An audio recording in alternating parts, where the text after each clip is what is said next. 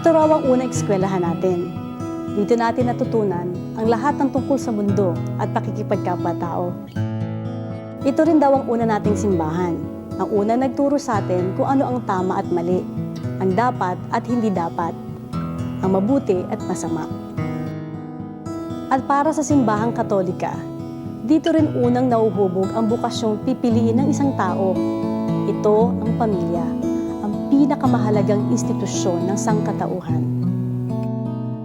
Panginoon, ikaw ang kasimulan ng buhay, puso'y dali. Pero sa dami ng pagbabago sa mundo at lipunan, para bang nakakaligtaan na ng lahat kung gaano nga ba kahalaga ang pamilya. Ayon sa isang survey, 1 sa 4 na pamilya ang maaring walang nanay o tatay, o kaya'y ang parehong magulang. Iba't iba ang itinuturong dahilan nito: separasyon, diborsyo, single parenthood, o ang pagtatrabaho ng magulang sa ibang bansa o lalawigan. Ako po si Jamie Rivera. Samahan niyo po akong saksihan ang iba't ibang kwento ng mga taong patuloy na nagsisikap na alagaan at pagyamanin ang sagradong institusyon ng pamilya. The problem in the church is basically a problem of the priesthood. Walang political agenda ang simbahan. The father of the family is like the priest in that domestic church. Sabi nila, ang katawan ay para sa estado, ang kaluluwa ay para sa simbahan. Ang tanong, yung kaluluwa at katawang bang yan ay pwede mong paghiwalin? Separation is never an option. Kung matibay ang pamilya, matibay ang bayan. Nung naparito si Jesus, hindi naman niya sinagip yung kaluluwa ng tao Yung sinagip niya yung konkretong nagugutom, konkretong nawawalan ng pag-asa, konkretong taong may sakit. Ang pari, ayon sa turo ng Vatican II, ay ganoon maging gabay parang pastol, lalo na ng mga mahihina at mga iniiwanan ng lipunan. There's no perfect priest. There's no perfect bishop. There's no perfect diocese. Ang pagiging Katoliko ay hindi taliwas sa pagiging Pilipino. The pains, the anxieties, the concerns of modern man are also the pains, the anxieties, the concerns of the church. There are often occasions when we have to make a stand to help the country.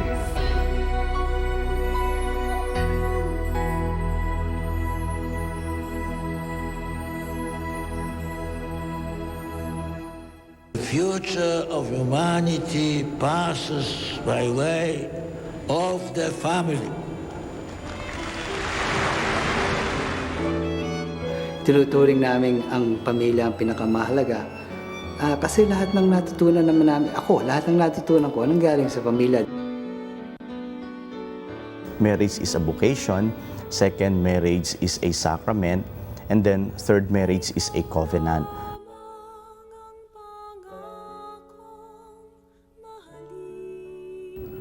And we were at a loss.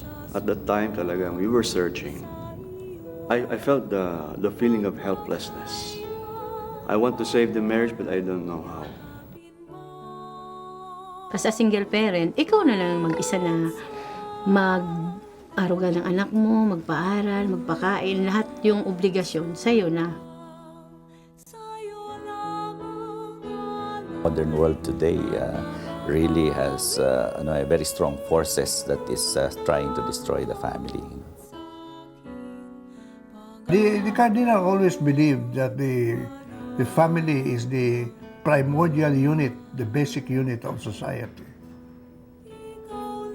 Cannot be otherwise. The Cardinal is very supportive of family. Saan man siya magpunta, yung kanyang mga homily, parating nababanggit yung pamilya. Kasi we believe na kahit ano pang gawin natin, to try to change society, but if there is no personal renewal in the individual and in the couple, there is not much also you can do to build a nation kung hindi magsa-start doon. The family is the domestic church. then whatever happens in the family will have repercussions on the entire church.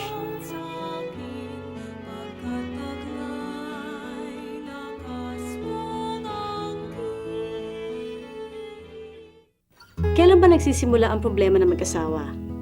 Bunga ba ito ng isa lamang pangyayari o ng iba't ibang insidente?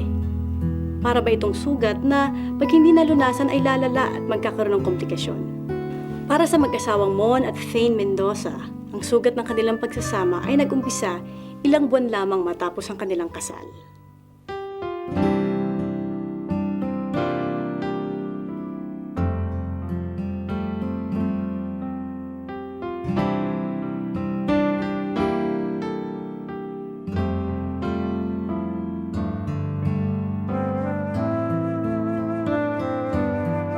Ngayon ko lang na-realize, yung problem started since early start ng marriage namin. Kasi hindi nga kami nagka-communicate ng maayos. Kung yung mga tampo ko, hindi ko sinasabi sa kanya. Kung tatry ko namang sabihin, hindi naman niya sa tingin ko, hindi niya napapakinggan ng maayos.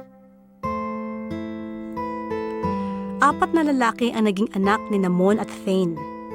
Sa unang tingin, larawan sila ng isang perpektong pamilya. Pero unti-unti ring nagkalamat ang larawang ito.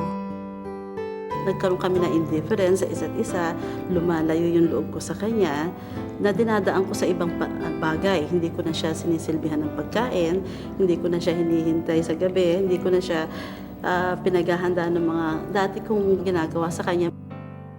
Malayo-malayo na yung loob namin sa isa't isa. Kahit anong issue, malaking-malaki agad. Kung kani-kaninong counselor sila pumunta, kung sino-sinong pari ang binisita. Pero tila wala pa rin solusyon. Pati mga anak nila naapektuhan na ng kanilang problema. Pagkaraan ng 12 taong pagsasama, napagpasyahan nilang mag-trial separation muna. Ako ang pinakamalungkot nun nung umalis ako. Yung 2 months na hindi kami nagkikita, ako na siguro ang pinakamalungkot na tao nun. Halos mawalan na ng pag-asa si Mon nang may nagrekomenda sa kanya sa Retrovile, isang healing ministry para sa mag-asawang nasa bingit na ng paghihiwalay. O ayon kay Mon, yung mga marriages na nasa ICU. I approached Father Dave Clay, who is the spiritual advisor. And I met him. And he said that, separation is never an option in marriage. Gulat ako doon because a lot of other people are saying na if you're not happy, why stick to the marriage, di ba? You have the right to be happy. Nagsimula ang Retrovile program sa Canada noong 1970s. Sina Willie at Alet Hernandez ay kabilang sa mga nagdala nito sa Pilipinas noong early 90s. October of 1990, pumunta po kami kay Cardinal Asin para humingi ng approval dahil kailangan ho nito dahil transdiocesanal program ito at binigyan po kami ng approval. In fact, minamadali kami umpisahan. Nung nag-umpisa kami, sabi ni Cardinal, mahihirapan kayo. Sabi niya, it's a very good program pero mahihirapan kayo kasi bibihira ang couples na aamin na may problema sila. But ang nakikita namin ngayon, yung younger generation, yung mga kasal ng mga 10, 15 years, yun yung sila magsabing, ayoko na talaga. I just want to be happy. I want to have peace of mind. Sa loob ng ilang linggo, sumailalim ang mag-asawang Mon at Thane sa Retrovile program. Dumaan sila sa isang mahabang proseso ng pagpapatawad at paghihilom o healing. Unti-unti natutuhan nila kung paano muling buuin ang kanilang pagsasama sa pamamagitan ng pagtitiwala sa isa't isa at pagkakaroon ng dialogue o komunikasyon. The relationship is more important than the issues. Mas maganda, mas mabigat, mas mahalaga ang relationship ninyo kesa dun sa mga problema at issues. I realized na sa dialogue lang, sa aming pag-uusap lang, makipag-communicate lang. Doon pa lang nalalaman ko na kung paano gusto niyang mahalin ko siya. Kasi sometimes we force our way of loving the person the way we want it. Ganito rin ang paniniwala ni Father Jess Fernandez. 3 dekada na siyang advisor ng marriage encounter. Communication, lack of communication. Quite often, the couples do not know how to communicate with each other. And the men especially are very reticent about communicating openly their feelings. Hindi lang makikita ang kawalan ng komunikasyon sa pagitan ng mag-asawa, kundi pati na rin sa pagitan ng mga anak at mga magulang. Ang lumalawak na agwat ng mga anak at ng mga magulang ay unang napansin ni Monsignor Cesar Pagulayan noong nasa UP pa siya bilang estudyante noong dekada 70.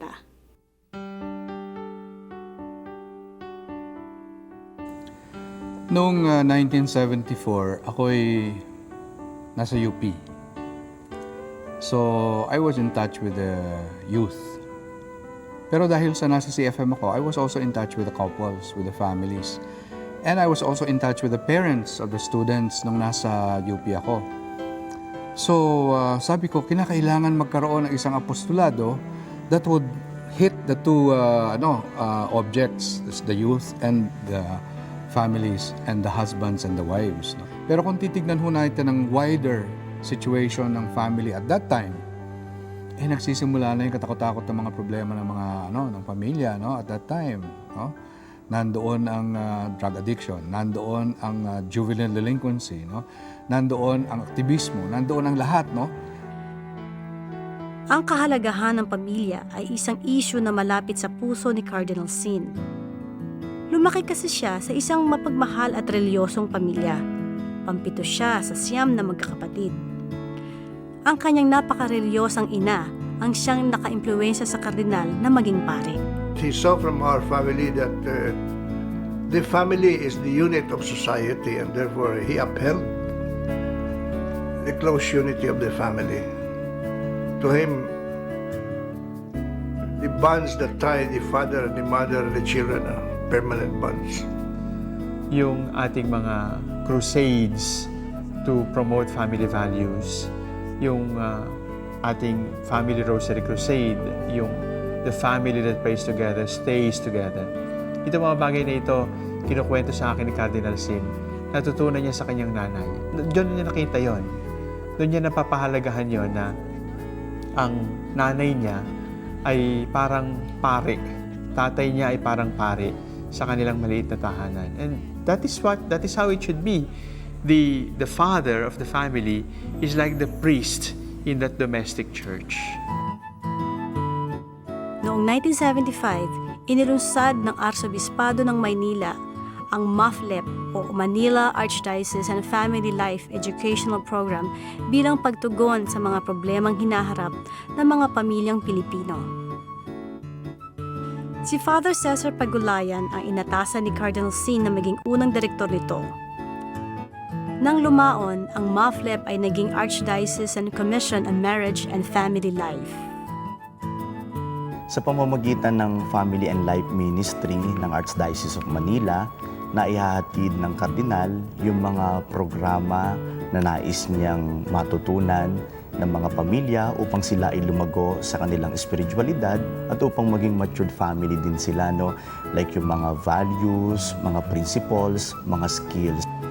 Ang Marriage and Family Life Ministry ay binubuo ng iba't ibang aspeto ng Christian family living. Isa sa mga ito ay ang buhay paghihilom, na binubuo ng mga programang nagsisikap magbigay lunas sa mga problema ng mga mag-asawa at pamilya. Ang Retrovile program ay kabilang dito. Isa pang aspeto ay ang buhay pagmamahal na may kaugnayan naman sa pagpapakasal at relasyon ng mag-asawa. Alam mo ninyo, sa ibang bansa, ang pre-K na seminar ay talagang requirement. Isang bahagi ng buhay pagmamahal ay ang pre-K na seminar na binibigay sa mga ikakasal sa simbahan. Dito sa parokya ng Mount Carmel sa New Manila, Quezon City, ang pre-K na seminar ay ibinibigay ng mag-asawang bronze stroller. 39 years na silang kasal at 37 years na silang miyembro ng Christian Family Movement. Would you like to be the mother of my children? Every 2 weeks, meron kaming pre-K na seminar. Ito ay actually requirement ng aming parokya. Hindi pwede ikasal dito pag hindi nag-attend ng pre-K na. At dito natutulungan nga yung ikakasal para matuklasan yung kanilang pagkatao, kanilang mga pangarap sa buhay. Sa aming experience, tinuturing namin ang pamilya ang pinakamahalaga. Kasi lahat ng natutunan naman namin, lahat ng natutunan ko, galing sa pamilya, dinadala ko ngayon sa aming relasyon ni Inday nung nag-asawa kami. Gaya ng mag-asawang prawn stroller, sina Joe at Chito Hilario ay ilang dekada na ring miyembro ng Christian Family Movement. Isa ito sa pinakamatandang kilusan sa Pilipinas. Itinatag ito sa Estados Unidos noong 1949 at dumating sa bansa noong 1956. Kaya tinatag ito upang mapagyabong ang pagsasama ng mag-asawa at ng kanilang mga anak. Yung pagyayabong na yan ay nakasentro sa buhay ni Kristo. Paano tayo makakasunod sa Kanya? Paano makakasunod ang pamilya kay Kristo para maging Holy Family? Naniniwala ang mag-asawang Hilario at prawn stroller na ang pagbabahagi ng sarili nilang karanasan ang pinakamabisang paraan upang turuan ang mga malapit ng ikasal.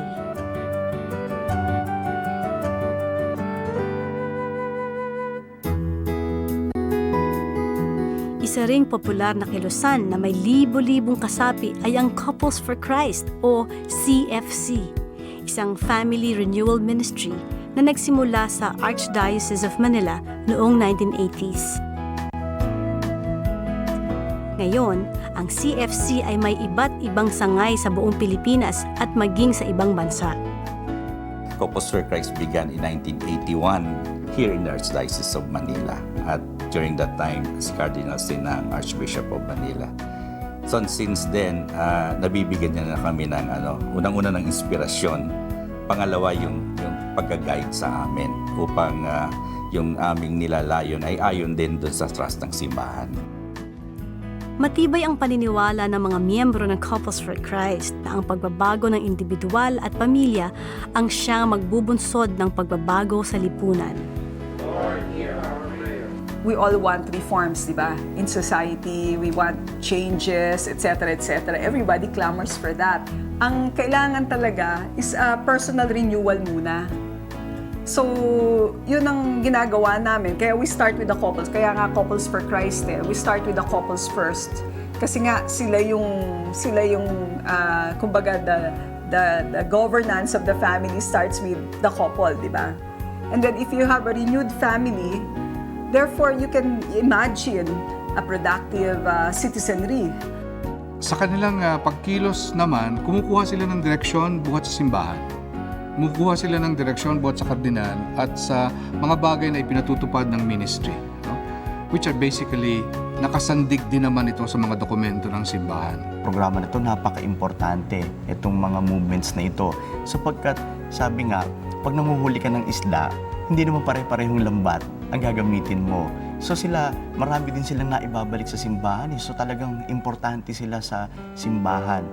Isa rin sa pinagtutuunan ng pansin ng Marriage and Family Life Ministry ay ang tinatawag itong buhay pagtatanggol o ang pagdedepensa sa Kristiyanong pamilya.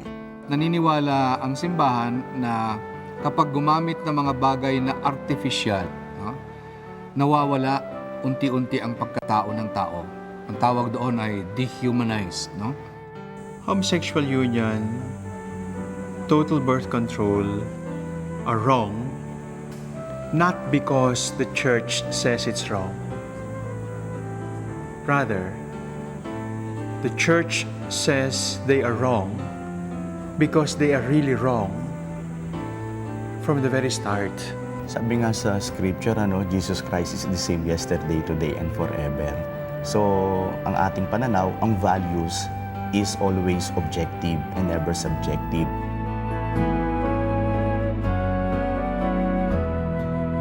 That the relationship between a man and a woman, a mutual and total bond, unique and indissoluble, is part of God's original plan, and therefore The Church cannot yield to cultural pressures, no matter how widespread and even militant they may be.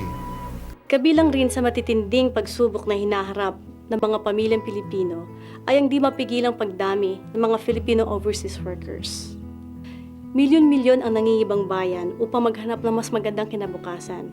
Ngunit kadalasan, ang nagiging kabayaran para sa kaginawahan ay ang pagkawasak ng pamilya.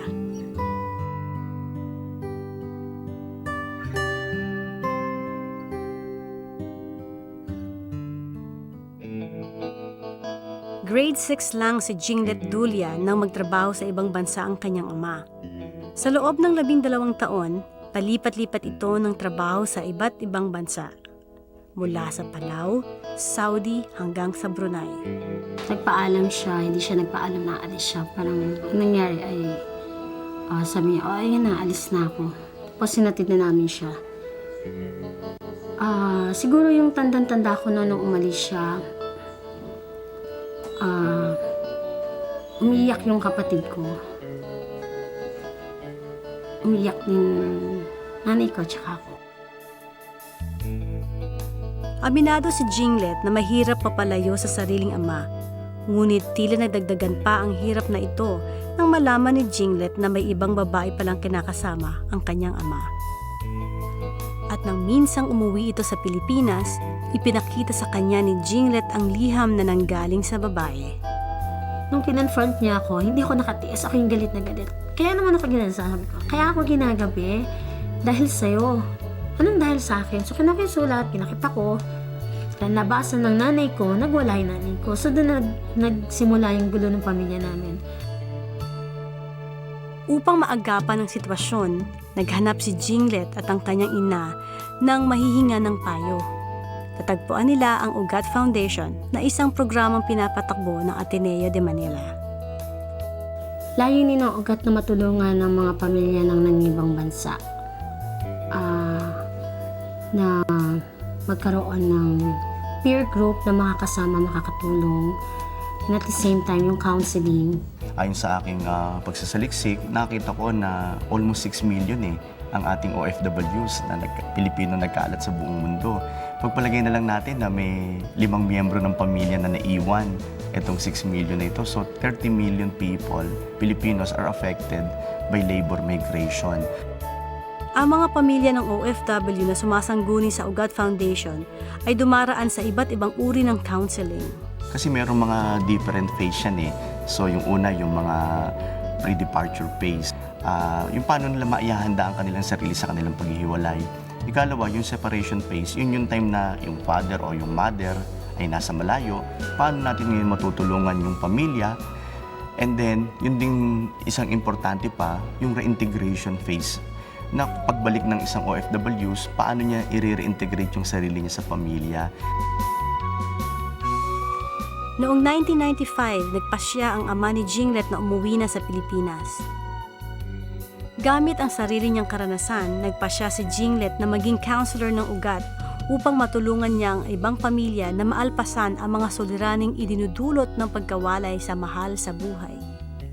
Though totoo na nangingibang bansa may pera, nakapagpapagawa ng bahay, pero sabi nga, aanin mo isang tahanan kung wala namang isang magandang relasyong pamilya, kung hindi naman kumpleto. Aanin namin ang lahat ng ito, wala namang kaming magulang na nag-aaruga sa amin.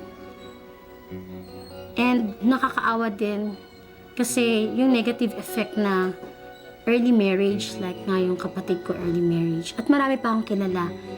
Sa 5 pamilya, ina-identify ko na isa lang ang nakaligtas. Ibig sabihin, lahat to may defect dun sa mga anak. Either kung hindi man early marriage, drop out of school. Kung hindi man drop out of school, naiiba, alam mo yun yung nagiging aloof dun sa magulang na ng ibang bansa. Na parang ang hirap-hirap ng ibalik. It took me 7 years para maayos yung relasyon namin ng tatay ko. Though counselor na ako So, ibig sabihin, medyo pagdating sa reintegration period naman, ang nagiging problema naman ay paano paglalapitin o makaka-cope up dun sa mga nawalang panahon, hindi na pwedeng ibalik. Diba? Hindi na pwedeng ibalik yung nakaraan. So, kailangan na makapag-adjust yung anak, makapag-adjust din yung ng ibang bansa. Ang problema, kung hindi makapag-adjust both, lalong mas matagal yung proseso ng reintegration, psycho-emotional reintegration na tinatawag natin. Ang kapalaran ng mga OFWs ay nagpapakita ng malawakang epekto ng kahirapan sa mga pamilyang Pilipino. Ngunit halos wala itong pinagkaiba sa sitwasyon na dinadanas ng mga single parents.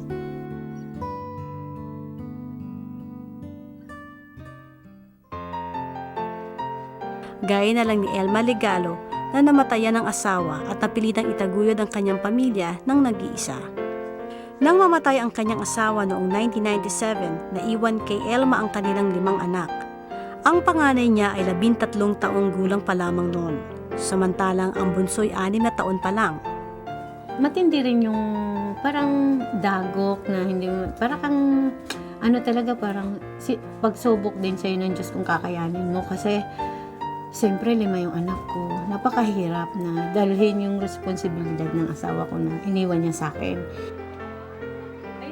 97, November, puro ako iyak. Tapos hanggang 98. Nung 98, mga September, nagkukulong ako sa bahay. Parang nawalan ako ng pag-asa kasi wala akong trabaho eh. Wala akong alam na trabaho dahil nung bago pa lang kami mag-asawa, gusto ko magtrabaho. Ayaw naman ng asawa ko. Na-realize ko na parang gusto ko magpakamatay. May time talaga na naiisip mo yung magpakamatay dahil napakahirap. Isang kapitbahay na single parent din ang humimok kay Elma na sumapi sa Damayan, isang programa sa kanilang komunidad sa Bagong Silangan, Quezon City. Yung Damayan kasi, yung samahan ng sulong magulang. Yun yung 3 klase yan eh. Yung single parent as a byuda ka, namatay asawa mo. Tapos yung as a single parent na naghiwalay kayo. Di siyempre, solo mo yung responsibilidad din ng mga anak mo. Tapos yung single parent na nasa ibang bansa. Nung una ayaw ko kasi siyempre parang bago pa. Hindi mo pa makalimutan yung mga nangyari sa buhay mo, namatay asawa mo. Sinubukan ko. Tapos nung ako sa kanya, sumama ako as a facilitator, nag-seminar. Tapos unti-unti yun, nagkakaroon na kami ng mga seminar. Nalibang talaga ako. Na ko yung sarili ko na, bakit ko gagawin yung mga papakamatay eh. Marami naman dapat talagang umaasa sa akin. Bagamat doble kayod si Elma, masaya na rin siya sa pagiging isang kusinera at tagalinis. Ang kanyang panganay na anak ay may sarili na ring trabaho. Paminsan-minsan, tinutulungan din si Elma ng mga kapatid niya. Yung relasyon namin sa God, talagang malaki. Kasi dati parang nawalan ako ng pag-asa, tapos parang nawala rin ako sa kanya na bakit ako hingi ng tulong sa Diyos? Total, kinuha na rin naman niya yung asawa ko. Bakit pa ako hihingi? Dapat, sabi ko sa isip ko, hindi ko na dapat gawin na tumawag sa kanya. Sa ngayon na-realize ko talaga hindi dapat. Hindi mo siya dapat kalimutan. Kahit ano pang gawin mo at mangyari sa buhay mo, kailangan mo talaga ang Diyos. Halos di nalalayo sa naranasan ni Elma ang pinagdaanan ni Marivic Roldan nang makipaghiwalay siya sa kanyang asawa. Gaya ni Elma, hindi rin alam ni Marivic kung saan siya pupunta at kung sino ang kanyang lalapitan. Ngunit isang di inaasahang pakikipag-usap kay Bishop Soc Villegas sa EDSA Shrine ang naging daan sa pagbabagong buhay ni Marivic. I was there at the corner of EDSA and Ortigas and I decided to park at EDSA Shrine. I went inside and I asked the guard, may pari ba dito? I didn't even know that it was a shrine. The rector yon, so I looked for a parish priest. I did not even know the name of Bishop Soc, at that time, Monsignor Soc. That was in 1992, I think, or 91. And I went to him. You know that the first time that we met, I just cried. And I think for the succeeding meetings, mga 6 times yon, iyak lang ako ng iyak. Isang personal na problema sa kanyang asawa ang naging dahilan upang magpasya si Marivic na hiwalayan ito. Masyado ako ma-pride. Siguro siya rin. Siguro yun nga rin yung problema ng wala ka ding spiritual guidance, wala ka ring, parang ang nagibabaw sa akin, pride ko eh. Yung hindi na pwede talaga. Tapos, parang nga wala naman kasi ako nakikitang remorse, wala naman ako nakikitang humihingi siya ng tawad. So, para ano, di ba? Para ano. Tapos na-realize ko rin na siguro mas hindi maganda kung magkasama kami pero away kami ng away.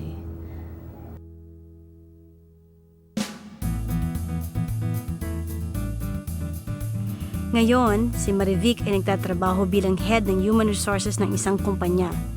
Bukod sa pagpapalaki sa kanyang mga anak na babae, ginagamit rin ni Marivic ang kanyang kaalaman sa human resources upang tumulong sa pag-training ng mga gustong magpare.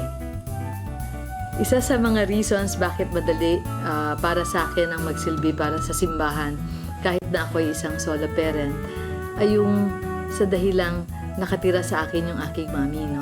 Nagiging madali siya kasi maganda ang support system ko. Yung mother ko, nag-decide siya to stay with me, to live with me soon after the separation. Kahit yung mga in-laws ko have been very, very supportive. Lahat sila nandyan para tulungan ako at supportahan ako. Parang happy ako na ganito ako.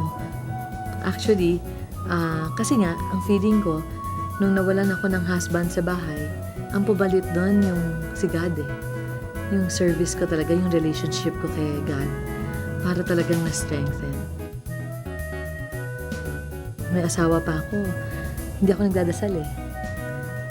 Parang bigla akong sabi siguro ng Diyos eh, loka ka. Loka-loka, halika na, balik ka na sa akin. So, nung pagbalik ko sa Kanya, parang lahat tumama. Parang lahat tumama. Parang lahat nasa lugar.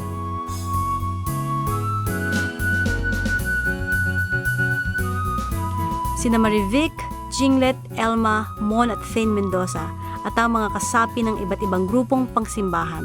Patuloy sila nagbabahagi ng kanilang mga kwento ng paghihilom at pagbabago para sa mga pamilyang tumaranas ng mga dagok sa buhay.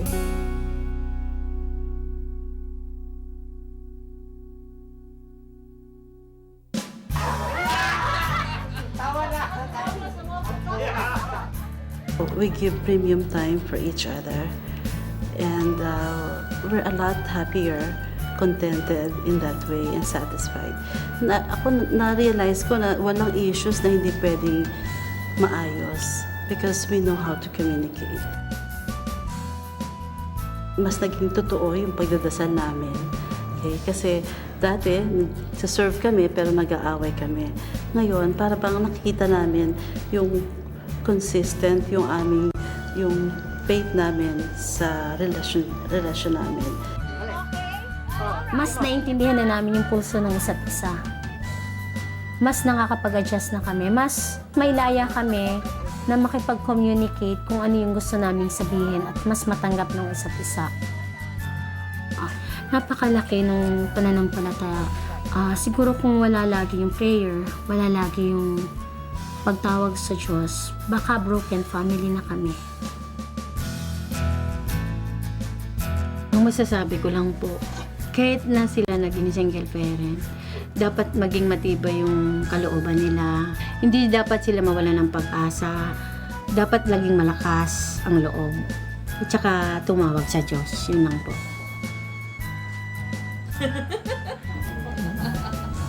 Siguro number 1 na payo ko, huwag nilang sundan yung ginawa ko. Sa akin, siguro nandun pa rin ako sa mindset na unang-una, kung pwede kang magpasensya, pwede kang magtiis ka, maganda pa rin ang buong pamilya. Sana, ang payo ko sa kanila, ma-involve din sa church. Kasi pag solo parent ka, mahirap eh, nanay at tatay ka eh. Diba? Pero kung kahit papano, nadadala mo sila sa simbahan, may mga ibang tao doon, yung mga bata lumalaki na tumatama yung values nila. Sa kabila ng mga suliraning kinakaharap ng mga pamilya ngayon, ang patuloy na pakikisangkot ng marami sa iba't ibang samahan at gawaing pangsimbahan ay nagbibigay ng pag-asa. Sa muling pagbangon, paghihilom at pagpapatibay ng pamilyang Kristiyano. the very fact na maraming mga young couples ngayon who are quite serious about their marriage and family life is a great hope for the country and for the church. Sapagkat they're the ones who establish the ideals later on for their children. Unlike before na there was no communication, there was a communication gap between parents. Ngayon, there's a lot more dialogue going on. Natural lang sinasabi natin, di ba? Kung matibay ang pamilya, matibay ang bayan. Marahil mababawasan ang mga problema natin sa Pilipinas ngayon kung mas mabuting magulang tayo, kung mabuting halimbawa ang binibigay sa mga kabataan. Kung ang ina o ama halimbawa may gamot at luna sa bawat sakit, sa bawat bahagi ng katawan, yun ang nakikita ng bata, di gano'n na rin ang mangyayari sa kanya. And therefore, kinakailangan ilabas yung kagandahan ng pamilya, yung katotohanan tungkol sa pamilya, na ang pamilya ay larawan ng Diyos dito sa daigdig at pinagkalooban ng kapangyarihan upang ang buhay at ang kaligayahan na ibinibigay sa atin ng Diyos ay ating matamasa sa pamagitan ng ating mga pamilya. For the family to be gift for the third millennium, it has to repossess itself, recover the original Christian character, and God willed it to be from the beginning. In our rebellion, God's original plan for the human family has been obscured by our stubbornness of heart. Let us go back to the embrace of the Father and align our vision to that of the Father. Panginoon, Ikaw ang kasibulan ng buhay, puso'y dalisay, kailan pa man ipahintulot mong ako'y mapahandusay sa sumasa ibayong kaginhawaan. Dalangin pa sana'y mapagtanto kong tunay, kaganapan ng buhay ko'y ikaw lamang.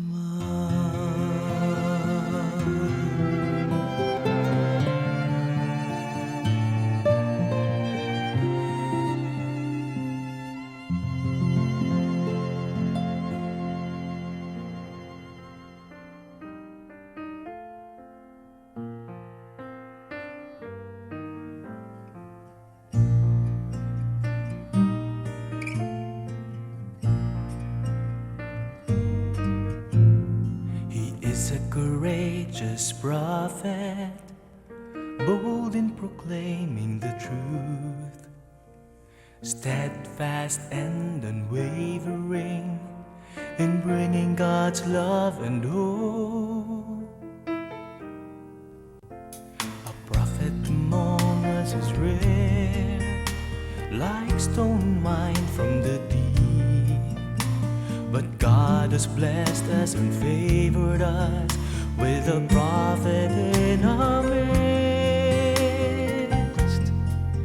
Through two peaceful revolts, our pastor has led us safely, holding our hands firmly as we walk through the dark valley. We have a prophet in our midst, a pastor and friend among us, a patriarch and brother with us, a priest and pastor, Cardinal, I miss it.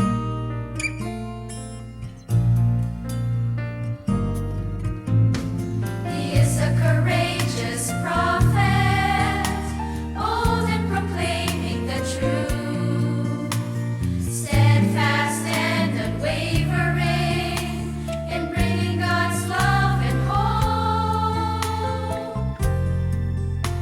A prophet among us is rare, like stone mined from the deep, but God